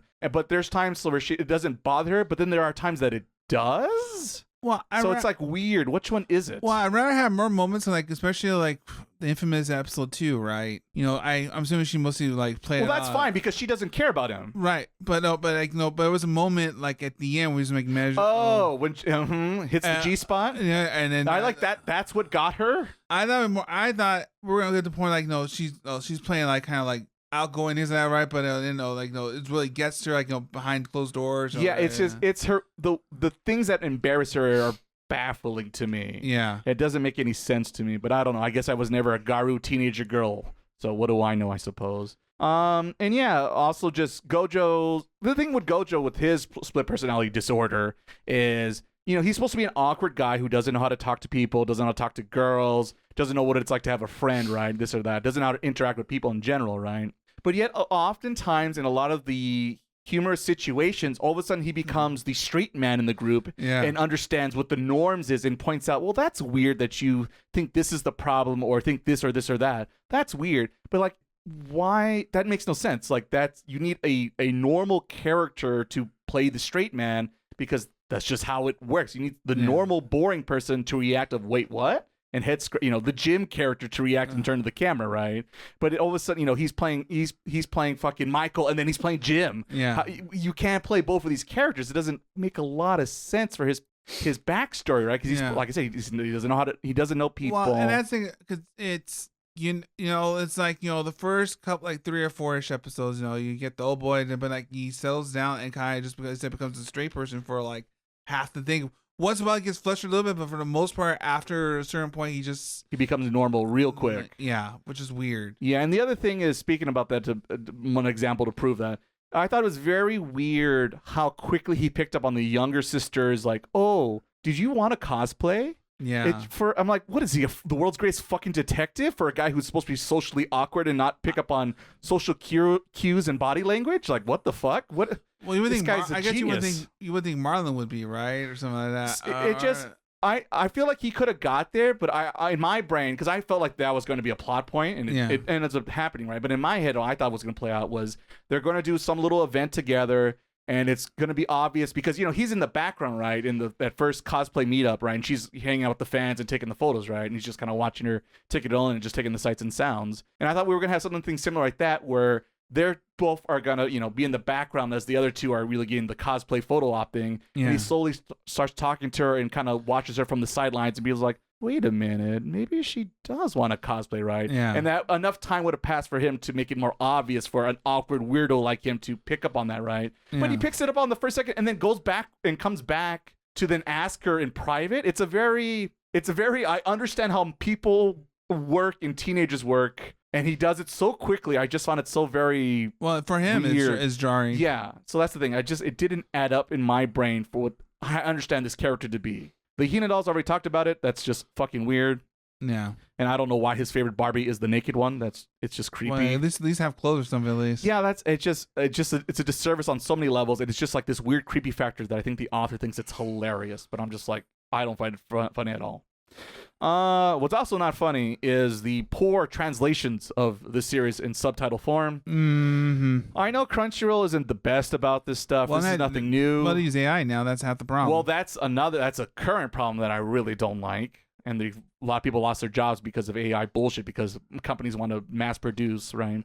So I really hate that concept. But I'm going to be nice and assume that wasn't the case in this situation, this particular season 2, who knows?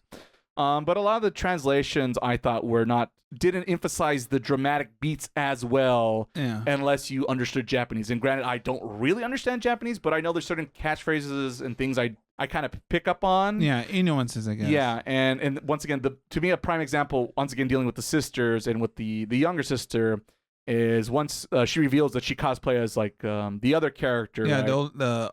the older brother from the anime, or I guess the boyfriend from one of the characters, something like that. Something, I don't know if he's a boyfriend or just brother or something. Anyway, yeah. But anyway, the point being is, I think the older sister is like thanking him like, well, thanks for taking care of my sister, and how did you know this and that? I wish I didn't know. I wish I caught on.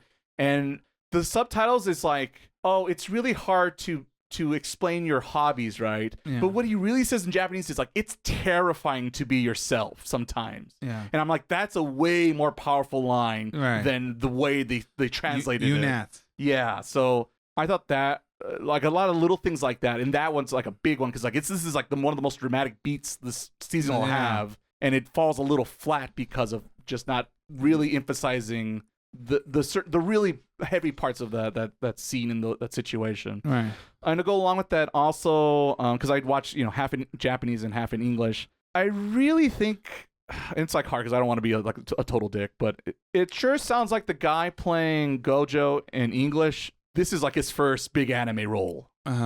Because Gojo, he's supposed to be a big guy, kind of a big guy, but a big softy, a big pushover, right? And I feel like a lot of this guy's acting in English is just like, hey, Kitakawa-san, I can do that for you, Kitakawa. It's very soft and timid, but it's like no one actually talks like this soft on a normal basis when they're like at school or something, right? Well, I guess I was expecting more loudness or something. He's because he's so nervous of talking, full and loud that he's just like, well, that'll make him sound too strong and forward or this or that, right? So he relies on, he always talks the scene very soft like this, and everyone else is like up here, but he's really whispering because he doesn't know how to really emphasize that emotion very well, it feels like. And it's a little bit of the acting, and then also once again, as I already hinted, the translation I used to feel like is often there are scenes where when the actor has to play like the normal straight man, I think he does a better job. But when he has to play innocent, soft-spoken Gojo, he struggles with that part, and he relies on just like lowering his voice as a way to portray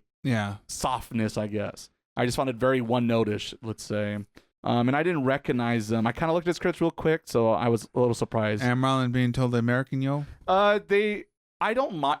Maybe some people maybe not like that adaptation, but it makes sense for that character. And that was the other thing. It almost, I think I wrote in my notes, it reminded me of Oshi no Ko, because in Oshi no Ko season 1, where the redhead is talking Kana? Yes, Kana's talking about, she's on that show and she's like the best actor and everyone else sucks around her. Yeah. It was kind of like that in the English dub. And she was hitting out of the park and Homeboy was trying his best and she was doing a lot of the heavy lifting, let me tell you.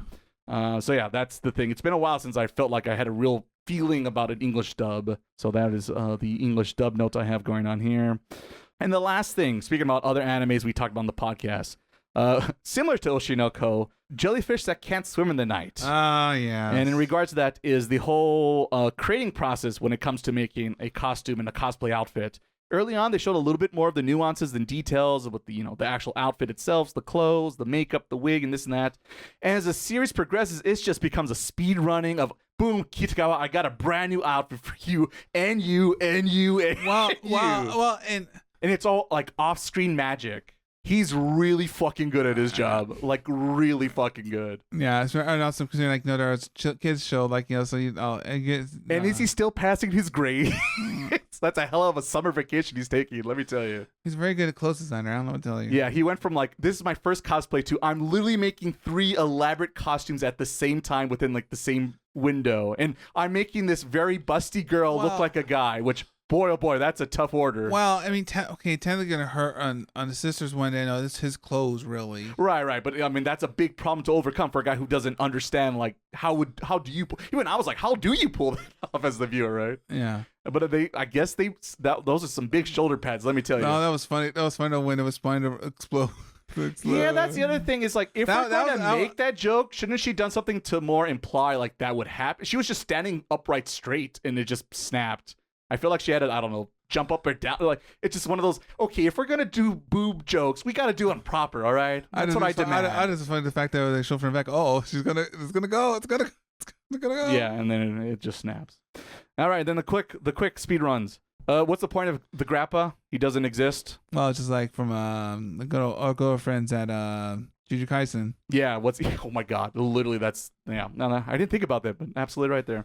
And the cousin, she has like 2 lines. What's the point of you introducing her? Well, then we get season 2, I guess. We'll resolve that issue because I'm assuming it's probably an issue we got to deal with eventually. Yeah, so like that's it. I don't know what the point of those characters exist. The classic anime trope 101. My parents are dead. Oh, mine too, eh?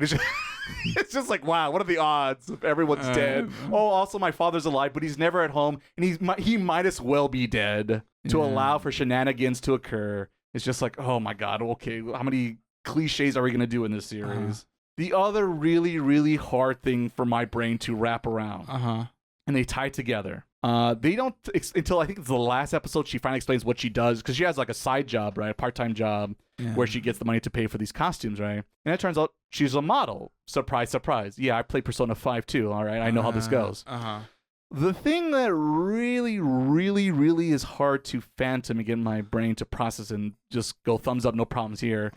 So she's into fashion. She's hanging out with these models and other people who design clothes and photographers, right? Yeah. Any of these people in any of these circles aren't into cosplaying at all, despite cosplaying is just literally making clothes and fashion. But no, it's different because it's anime. It's so hard to swallow that she has no friends at all who are into. I thought about that too because I'm like, she went not just that, it's like she went with this nobody when you work with pros. Yes. And then she goes, I don't know anything about makeup. You don't know anything about makeup? You're a garu and you're a bloody model. What do you mean you know nothing about makeup? Well, that makes absolutely no sense. And to correlate that, and I would argue my biggest head scratcher and the weirdest thing that easily could be written in but isn't written that way, or at least not implied in the season. I looked carefully to double check this.